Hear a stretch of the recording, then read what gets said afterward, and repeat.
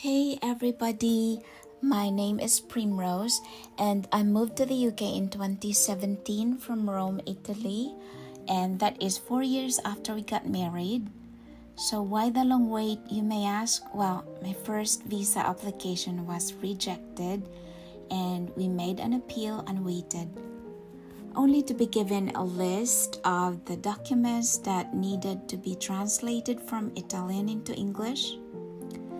And after that, we received another letter, and with it comes another list. And it dragged on for over a year.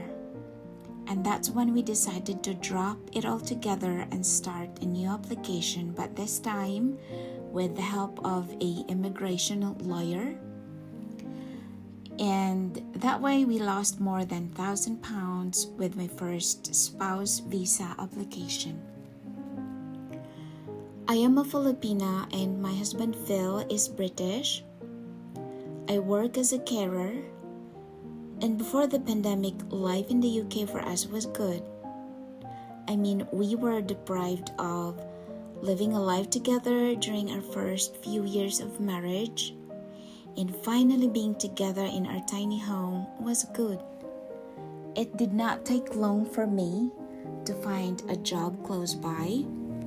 The care home is 5 minutes walk from where we live, which is perfect as I don't drive.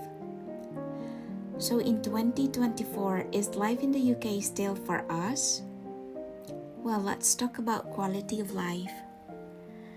Before the pandemic happened, we were able to go on a nice holiday once a year, which we look forward to. But not long after, our monthly mortgage payment went up, and I remember coming home from a holiday in the Philippines, October of 2022. We were welcomed by rising cost of food, utility bills, council tax, just everything went up.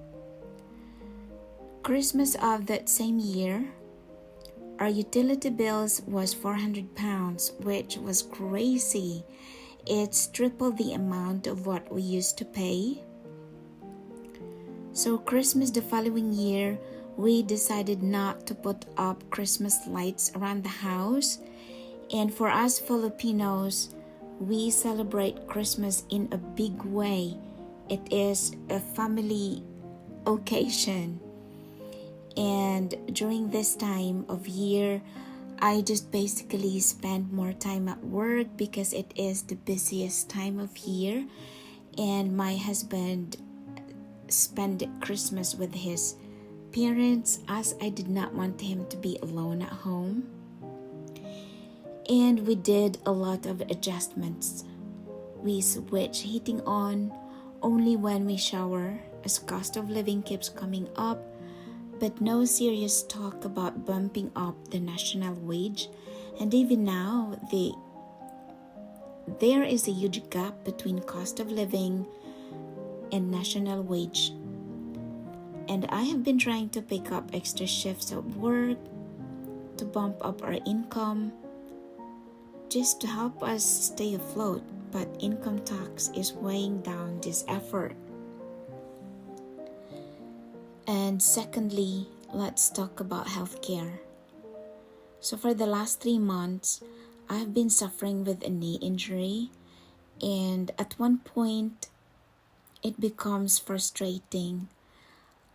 It's been difficult, it's been slow to get help. I know some people who are contemplating to move and build or start a life in the Philippines or some place outside the UK. Healthcare is one big reason why they are having second thoughts. But with the current issue, National Healthcare Service is not having enough funds, the frequent strikes of doctors and nurses, and the huge backlog due to the pandemic. I don't see this issue getting better anytime soon. And the crime rate in a few months, summer will be over and it will start to get dark early. This is where my anxiety just kicks in.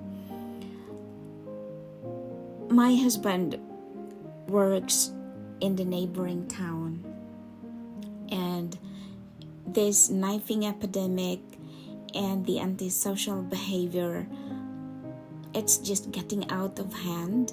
And if you have been watching the news lately, it's riots all over the UK is happening. So my husband travels by bus to work, and he takes 2 buses, as none of us drives. But thank goodness for that, as I can't imagine us affording road tax and car insurance on top of our bills. So I know a lot of Filipinos from my country sent me messages and queries about job opportunities in the UK as a caregiver. And also, if you are someone who is joining your spouse in the UK, this video is not meant to discourage you from relocating and experiencing life in the UK, but rather just to give you a glimpse of what to expect. But then again, these are my own experiences and my own take of things. So thank you guys for watching.